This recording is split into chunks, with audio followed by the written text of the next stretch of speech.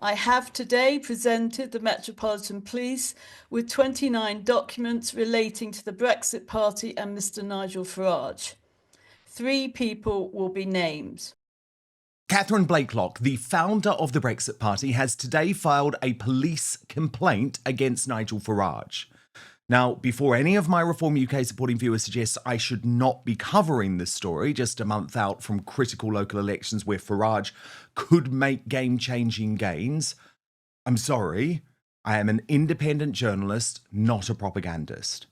You'll remember I was the first to predict Nigel, a former colleague of mine, for 3 years at GB News, who I have absolutely no personal issues with. I was the first to predict that I think he'll become the UK's Prime Minister by 2029. But the lawfare against Rupert Lowe, Reform's top-performing MP, has changed the game somewhat on the right and has prompted Catherine Blaicklock, again, let me remind you, she is the founder of the Brexit Party, to record this astonishing statement earlier today. My name is Catherine Blaicklock and I was the founder of the Brexit Party. Today is Friday, the 4th of April, 2025. I have today presented the Metropolitan Police with 29 documents relating to the Brexit Party and Mr. Nigel Farage. 3 people will be named. I have asked the police to investigate the following charges. 1. Fraudulent breach of trust. I specifically set the company up as a not-for-profit with a trust document and 2 trustees. After I left, the trust document disappeared, turning the company back into a for-profit. The trust is still held by my solicitors and was referenced in documentation that was filed at Companies House. 2. Fraudulent documentation procedures at Companies House. 3. Relentless and incessant emotional harassment or bullying of myself as they broke me down in order to obtain my shares. Thank you.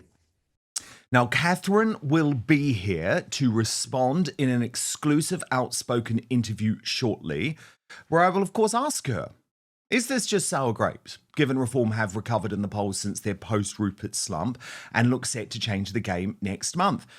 Like, look at this today from Find Out Now, which shows Reform leading by a huge 6% over Labour and 8% over the Tories.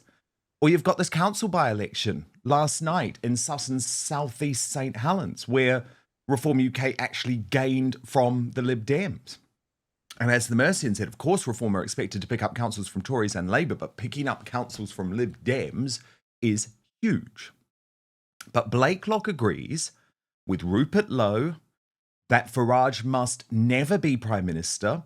She has presented an exhaustive list of documents to the police today, including copies of various emails and letters from 2019 and legal advice from her solicitors and barristers at the time advising about what she believes was done illegally. This all comes at a torrid time for Farage after this shock threat from Lawrence Fox.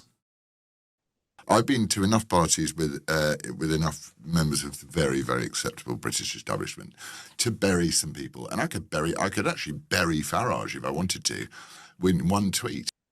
Not to mention this leaked recording from senior Tory Esther McVeigh about a secret Conservative Reform pact. What you want to do is, like I said, where UKIP came second and we were a very, very distant fourth, like in Runcorn, like where Mike Amesbury punched his constituents, you'd probably say there, let Reform win that seat, because you might need them in the southwest, that we win a seat. And Nigel being criticised for his U-turn on Reform launching a rape gang inquiry for which Rupert Lowe is taking forward and is about to raise £500,000. Like me holding an inquiry into this, or Rupert Lowe holding an inquiry into this, unless it has statutory powers. If they won't do it, we at Reform will do it. I will have no difficulty in raising the money to do this whatsoever. We'll appoint independent ex-judges and experts, and we will have this out in public. And I hope, Sir Keir... Will you have the statutory powers that will be granted to you through a public inquiry? No, I won't have the statutory powers, but I tell you what, I think this would garner such massive public support that anybody that was asked to appear that didn't appear would look terrible. There's no point me holding an inquiry into this, or Rupert Lowe holding an inquiry into this, unless it has statutory powers. Meanwhile, today, Rupert Lowe has presented his own KC report into Reform UK's KC investigation into him. He says his report proves that Farage is not fit to be PM. This is from Rupert Lowe. He says an independent review conducted by a leading KC qualified in the appropriate area of law at Blackstone Chambers has raised serious concerns about the integrity, fairness and independence of the investigation carried out by Reform UK into allegations against me.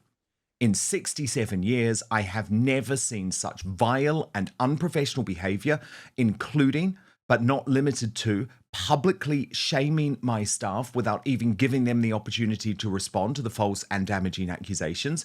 Reform has proven itself not only unfit to govern, but unfit to sit in the House of Commons. To handle such a basic process in a hideously unprofessional and malicious manner is simply unacceptable. This report has been sent to the relevant parliamentary authorities and my own legal teams. I asked reasonable questions of Farage after months of pushing behind the scenes. My punishment for bruising his ego, a concerted campaign to smear my name and reputation. And then the killer line from Rupert Lowe, Farage must never be Prime Minister.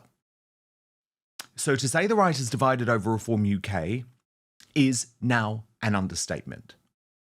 What I want to do now is bring in the Brexit Party founder, Catherine Blaicklock, who has today filed this police report against Farage with the Met, alongside Connor Tomlinson, senior contributor to Courage Media and co-host of the New Cultural Forum's Deprogrammed podcast.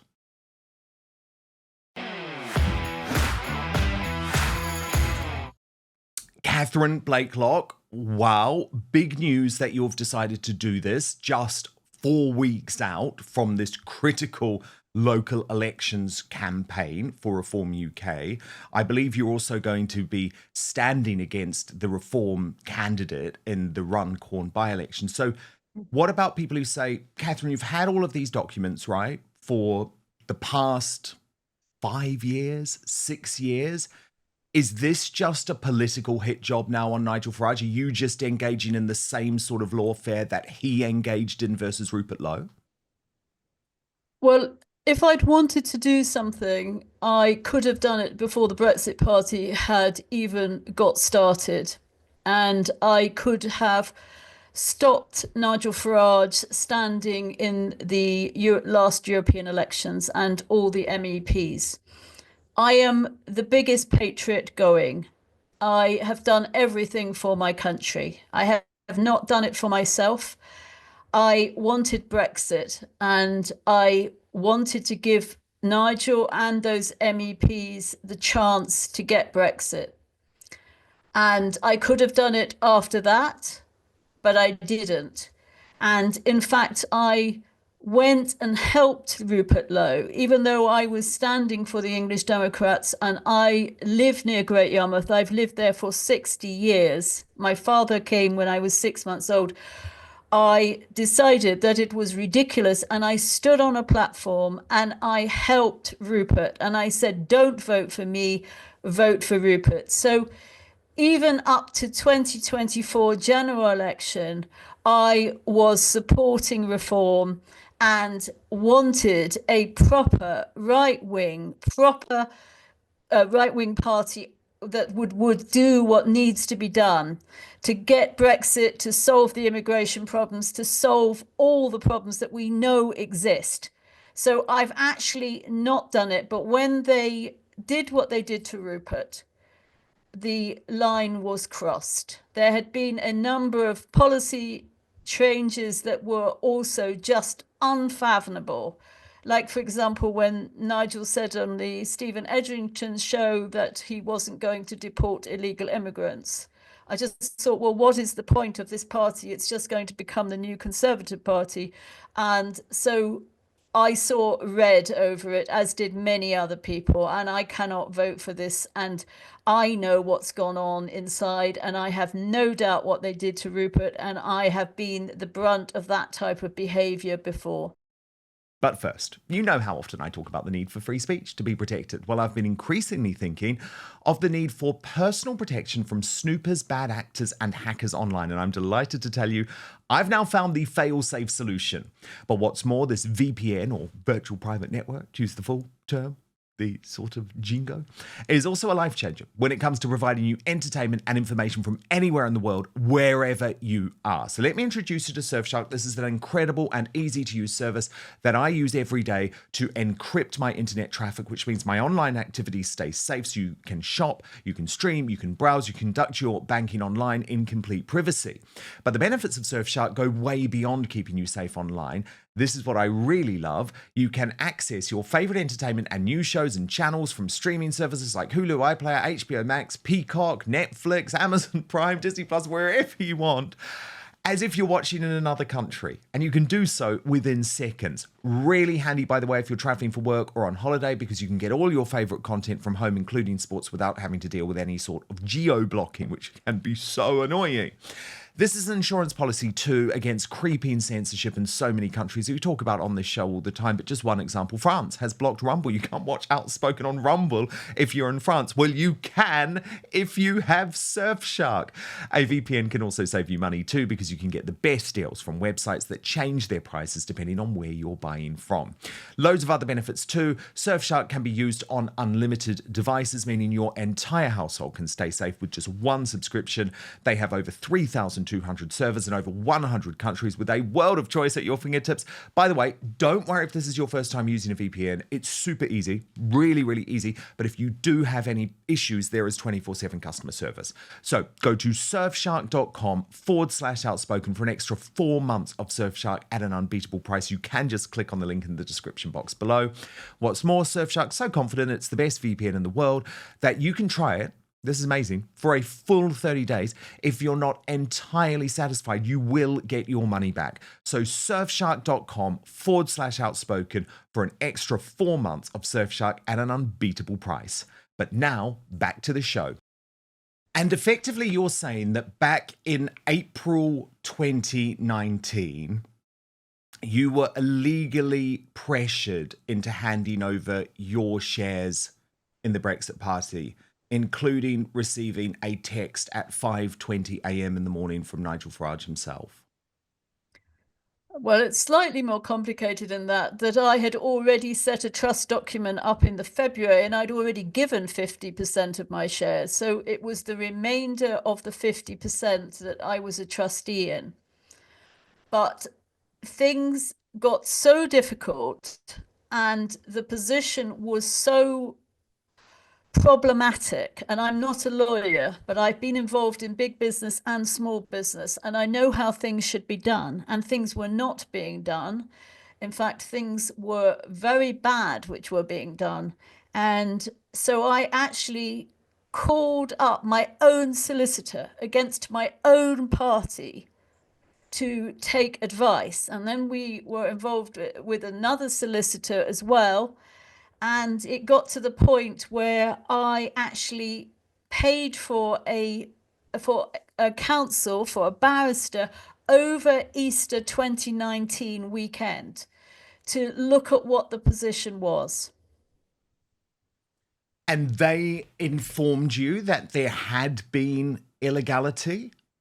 Oh, there's no question about the fact that there had been that there were a number of parts to this. The part I'm really focusing in on is what's happening to the trust document after I left. This is really crucial because what we're talking about in the barrister's opinion is before I had left, when I was still a director and I was still a trustee. That's the part two. But what I am concerned about is how they got my shares out of me and what they did thereafter. Now, one of the complaints that has been continual throughout the whole process of the Brexit Party was the fact that this was a limited company, limited by shares. It was not my intention to have a company for profit or limited by shares. And it was, in fact, my specific not intention for that it would be a not for profit. I don't think political parties should be for profit. And so there was varying recommendations and various ways that this could have been changed. And the reason it was set up it was literally, I bought a name and then we needed to set the structure up. And the way that it was done meant that it enabled them to remove the trust document. Now, by removing that trust document, they effectively turned that company back into a for-profit. If I had bought another company and changed the numbers over and made it a company limited by guarantee, they would never have been able to do that. But the advice from Nigel's team and various people was to do it another way. And Private Eye looked at this a couple of times. We know that the trust document exists. It's in my solicitor's office.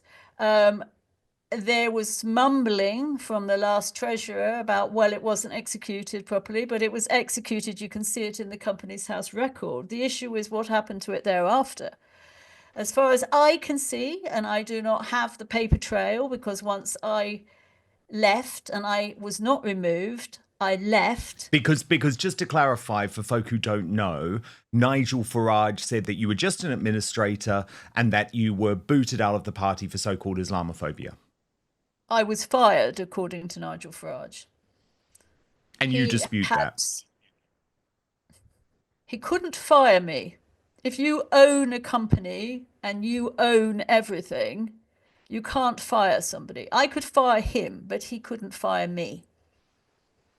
So he, on numerous occasions, and there has been conversations on a number of occasions, but again, I refrained from doing it, about a private lawsuit, about the number of times that he defamed me. He defamed me on public TV and television, in newspapers, saying he started the Brexit Party. Well, he didn't. You can find that in both Companies House, which was the company was bought during the Henry Bolton era, before Nigel had even left UKIP, a long time before that. Okay. And then through the Electoral Commission. Okay. But what about people, Catherine, who say that you are now effectively trying to sabotage the best hope that we have had for smashing the Uni Party? And actually, these are now the tactics of the left that you are employing against Nigel. Absolutely. It's the worst hope. Nigel is bed blocking that space on the right, and he is just becoming the Conservative Party. In Runcorn, they have literally chosen an ex-Conservative who has said that she welcomes refugees and she's been to transgender parties. She is an absolute Conservative. All the Patriots have been removed. The space on the right has been wrecked, in my opinion now, for 30 years by that gentleman on the screen, because he has destroyed all other voices. He has destroyed people within UKIP. You have to ask yourself a question. Why did UKIP try for 25 years and never get an MP? Well, they got Douglas Carswell, who then Nigel fell out with Douglas Carswell because Douglas Carswell is an extremely upright person and wouldn't give him the short money.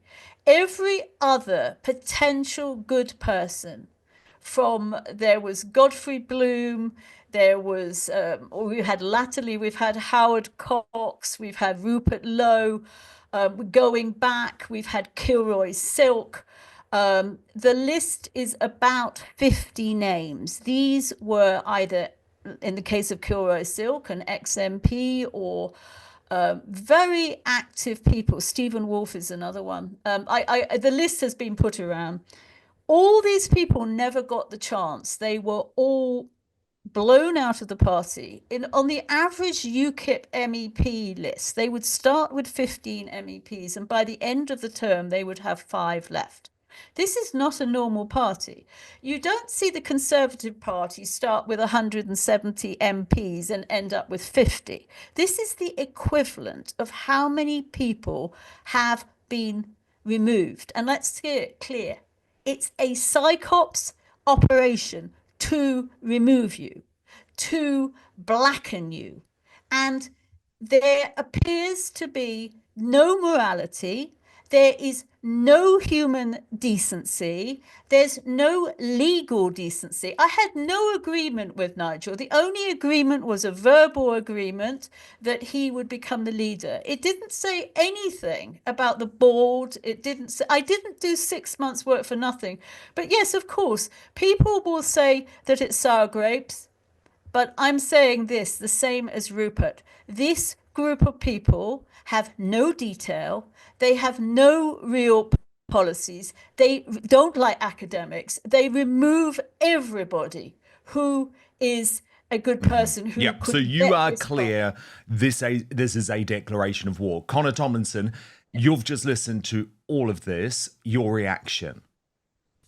My reaction, Dan, is that so not knowing Farage, other than having interacted with him maybe like twice, and he was cordial to me at the time, so purely surface level interactions, is that everything I'm hearing, from the fallout to potential illegality, which I can't comment on because I haven't seen the document, so I just have to take Catherine's word for it here, from the fact that Reform at every stage of the Rupert Lowe expulsion scuppered the KC's investigation. I mean, the KC herself, Jacqueline Perry, said they jumped the gun by releasing the report to the public with Lowe's staffers named without their personal information redacted a day before it was meant to be released so that Rupert couldn't do right of reply, calling the police on Rupert, which, if there was anything there, you would have done it months ago, and I expect that police complaint to be cleared, as I'm sure Rupert's team do as well, but also not a good look when you're meant to be the insurgent populist party that is against political correctness and throwing people in prison for speech violations. All of these things, all of these needless errors, let's set the personalities aside, are very disheartening for me, who is a party and person agnostic, who just wants a viable political vehicle to undo the Blairite revolution, to roll back years of unwanted, unvetted, unfettered mass migration, and who wants a viable national populist vehicle to enact the policies that are sensible and reasonable and within the remit of possibility. And I understand we still have 4 years, right? I get it. You know, Trump had his mugshot taken in August 2023. People thought that it was, his persecution was the lowest possible low. And, you know, now he's in the Oval Office. It's been almost 100 days and he's firing out executive orders and deporting foreign criminals like it's going out of fashion. So there's still time to fix it. But my reaction is, Dan, I'm not feeling optimistic at the moment at the way things are going. And, if this slow drip continues, I think there's going to be an electoral ceiling imposed on Reform, not because the public doesn't have an appetite for right-wing policies, but because these kinds of dramas slow their momentum down. And what do you want to happen from this potential police investigation, Catherine Blakelock? I mean, do you want to see Nigel Farage branded a criminal? Like, what are you hoping to get out of this? Well, I wrote a letter on Twitter about a week ago to Nigel Farage, an open letter saying what I think should have been done. Effectively, well, let's put it this way. They have now created, with Reform 2025, an even worse position, an even more dictatorial, totalitarian, unremovable position. I would like the entire way parties are set up to be looked at, that there should not be this randomization of them. They should all be democratic and they should not be for profit, and they should have open and transparent books, and they should have open and transparent leadership. I wrote this and I said that, you know, that effectively Zia Youssef has somehow managed to pay £200,000 supposedly and get a position in Reform 2025 with a 50% control where the chairman will control. We don't know who the chairman is. But those two people cannot be removed and are in conflict with the Reform Party. I don't want the Reform Party to break. I want them to be a proper constitution, and I want a proper vote from all the people who've been fired and left. And I would like a proper amount of, I would like people, everybody, to be allowed to join and for this to be a proper free speech party. And I would like decent administrators who are open and transparent and don't bully and harass people to get their way and throw people out. This is just not acceptable. We need a free speech party. We need an absolutist free speech party under the American Constitution. And that's what I want. And they have made no progress to this whatsoever. In fact, I would argue that what they've done with the new company is probably worse than the old company. Thank you so much for watching Dan Wootton Outspoken. Please click on my face just to the bottom left to subscribe to this brand new independent news source and turn on the notification bell so you'll be alerted to our brand new live shows, uncancelled interviews and special royal episodes. Outspoken is also now available as a podcast, so you can listen to the show every weekday on the go wherever you are.